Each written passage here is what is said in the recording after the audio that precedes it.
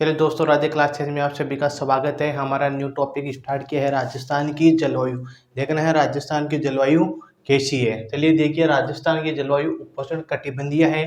देखिए, देखो ये जा रही है कर्क रेखा, ये जा रही है कर्क रेखा जा रही है। कर्क रेखा के ऊपर शीतोष्ण जलवायु है और नीचे उष्ण कटिबंधीय जलवायु है। और कर्क रेखा पे कौन सी जलवायु है? उष्ण कटिबंधीय जलवायु है। कर्क रेखा पर भी उष्ण कटिबंधीय जलवायु है। देखिए, परंतु राजस्थान कर्क रेखा के पास स्थित है। राजस्थान क्या है? देखिए, राजस्थान यहाँ पे स्थित है। कहाँ पे स्थित है? ये रहा राजस्थान। राजस्थान यहाँ पे स्थित है। इसकी जलवायु कैसी होगी? उपोष्ण कटिबंधीय होगी। कैसी होगी? उपोष्ण कटिबंधीय जलवायु होगी। फिर देखिए आगे, भाई ऋतु के आधार पे जलवायु देखते हैं। भाई ऋतु चेंज होती रहती है, तो ऋतु के आधार पे जलवायु कैसी है। पहले बात करते हैं भाई ग्रीष्म ऋतु। गर्मियों में ऋतु में क्या क्या है, तो देखिए समय। देखिए ग्रीष्म ऋतु का समय है मार्च व जून का। क्या समय है? मार्च व जून का। देखो, मार्च और जून में चलती है लू।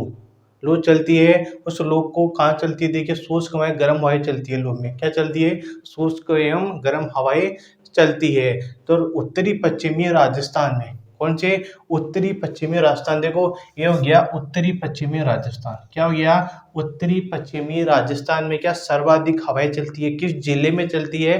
तो मैं बाड़मेर में। किस जिले में सर्वाधिक लू चलती है? तो बाड़मेर जिले में चलती है। फिर देखिए आंधिया। आंधिया में क्या चलती है? धूल भरी मिट्टियां उड़ती है आंधियों में। तो सर्वाधिक आंधियां किस जिले में चलती है? श्री गंगानगर में। किस में चलती है सर्वाधिक आंधियां? श्री गंगानगर जिले में चलती है। न्यूनतम कहाँ चलती है?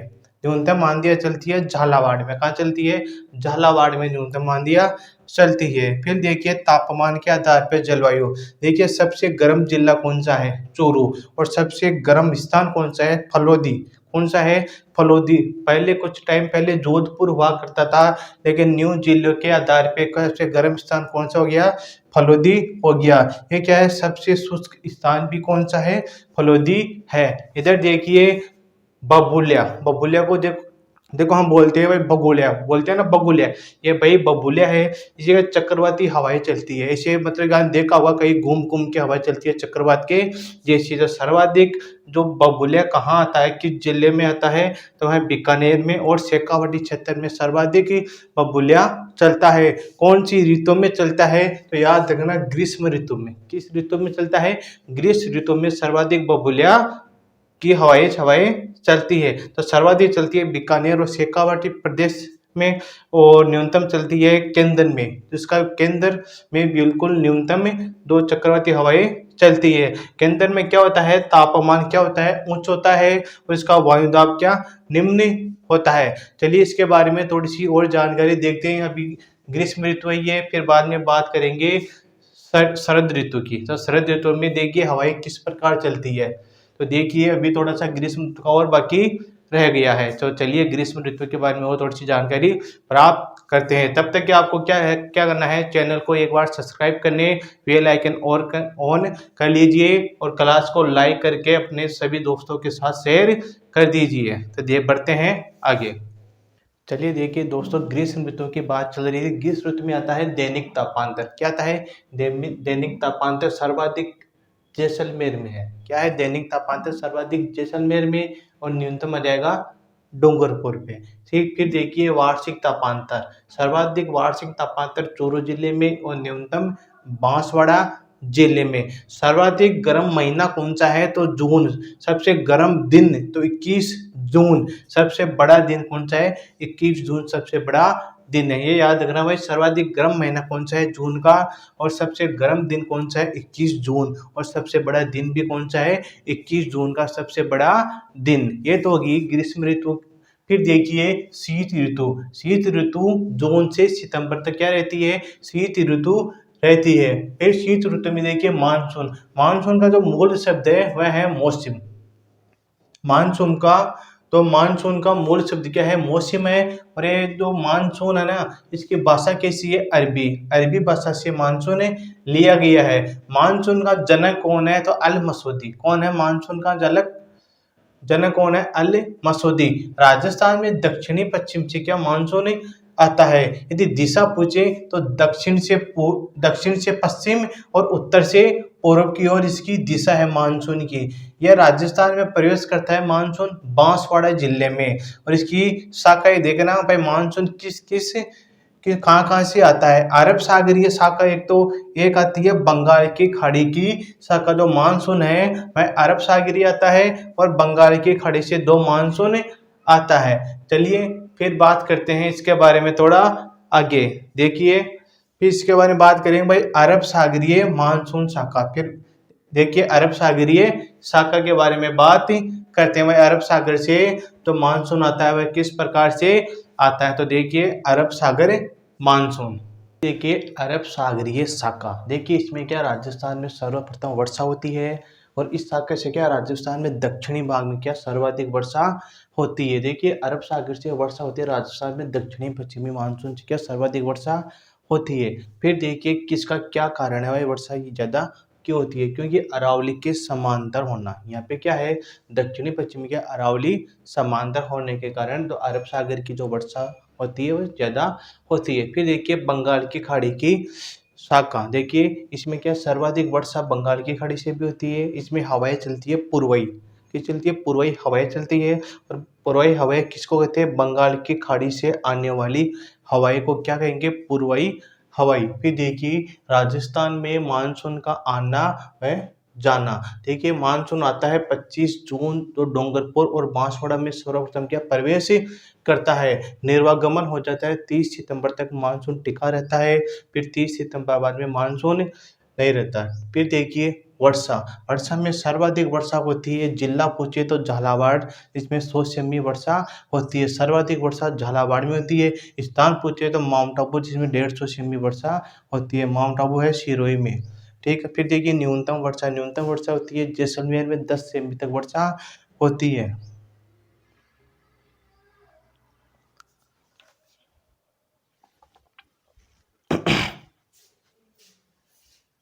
चलिए दोस्तों देखिए प्रमुख मानसूनी घटनाएं। देखिए मानसून का विस्फोट होना या परिस्फोट, मानसून का विस्फोट होता है तो क्या होती है, तेज वर्षा का होना। क्या होता है, तेज वर्षा होती है। तेज वर्षा होती है जुलाई और अगस्त में क्या सर्वाधिक तेज वर्षा होती है। एक होता है मानसून प्रतिच्छेदन, इसमें क्या होता है वर्षा का न होना, वर्षा का बिल्कुल भी न होना, लगभग 2-3 सप्ताह का वर्षा का बिल्कुल भी न होता है मानसून का प्रतिच्छेदन। देखिए ये होता है अगस्त और सितंबर के महीने में। एक है देखिए अल निनो, इससे क्या होता है तो गर्म जल धारा चलती है। क्या चलती है, गर्म जल धारा चलती है दिसंबर के अंतिम सप्ताह में। इससे क्या प्रभाव पड़ता है कि मानसून क्या देरी से आने का प्रभाव पड़ता है। हमको मालूम चलता है कि अब की बार मानसून क्या देरी से आने वाला है। एक होता है ला निना, क्या होता है ला निना, इसमें क्या ठंडी जलधारा चलती है। कैसी ठंडी जलधारा चलती है दिसंबर के अंतिम सप्ताह में। देखिए इससे आपको मालूम चलता है भाई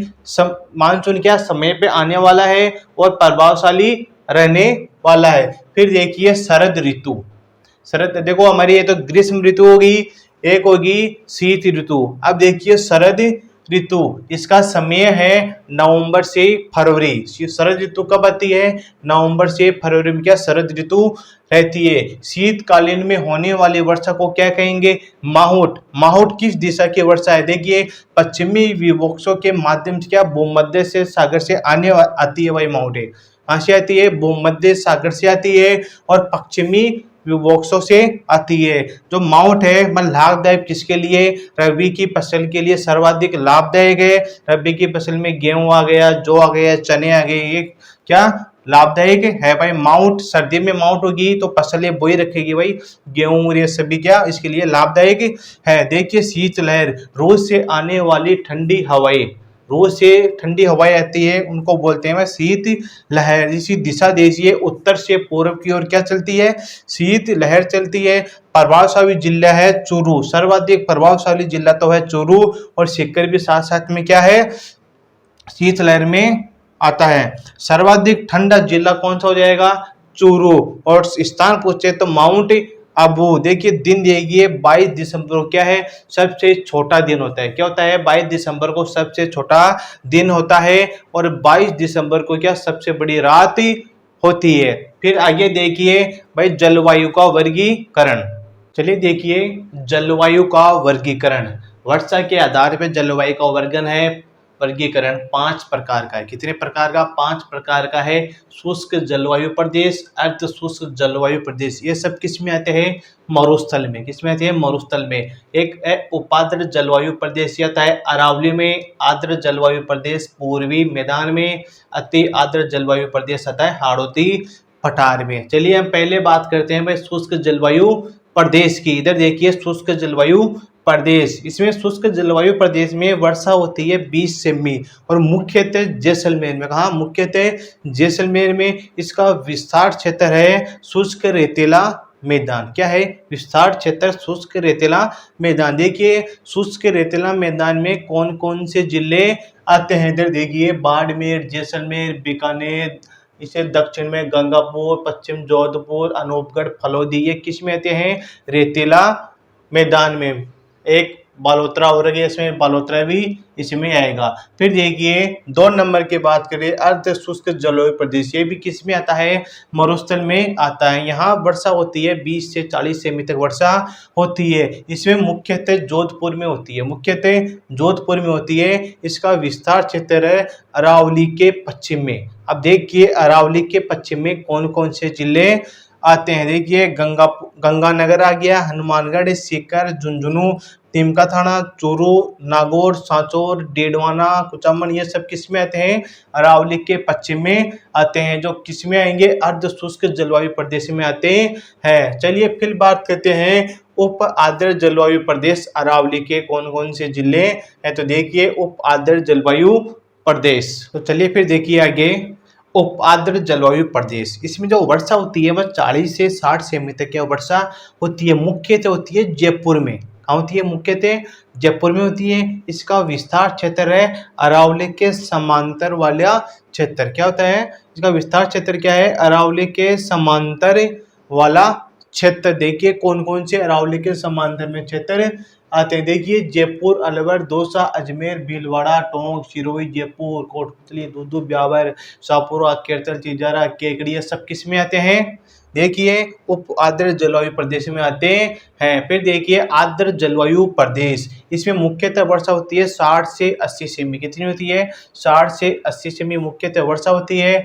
और सिवाय माधोपुर में क्या सर्वाधिक वर्षा होती है? 60 से 80 सेमी वर्षा इसमें होती है आर्द्र जलवायु प्रदेश में। इसका विस्तार क्षेत्र है सवाई माधोपुर, भरतपुर, करौली, धौलपुर, बूंदी, चित्तौड़ और राजसमंद। फिर देखिए अति आर्द्र जलवायु प्रदेश, इसमें वर्षा होती है 80 से 100 सेमी तक। कितनी होती है? 80 से 100 सेमी वर्षा होती है। और सर्वाधिक वर्षा होती है झालावाड़ में। फिर देखिए इसका विस्तार क्षेत्र झालावाड़, कोटा, बारा और प्रतापगढ़, बांसवाड़ा, डूंगरपुर, उदयपुर, माउंट आबू, सिरोही, इसमें क्या सर्वाधिक वर्षा होती है इन जिलों में। ये सभी जिले आते हैं अति आर्द्र जलवायु प्रदेश। यह था हमारा जलवायु का वर्गीकरण। अब देखिए कोपेन के अनुसार जलवायु का वर्गीकरण। भाई कोपेन भी अपनी भाषा में देखो वर्गीकृत किया था, तो इसके बारे में बात करते हैं। भाई कोपेन किस आधार पर जलवायु का वर्गीकरण करता है? तो देखिए कोपेन का जलवायु वर्गीकरण।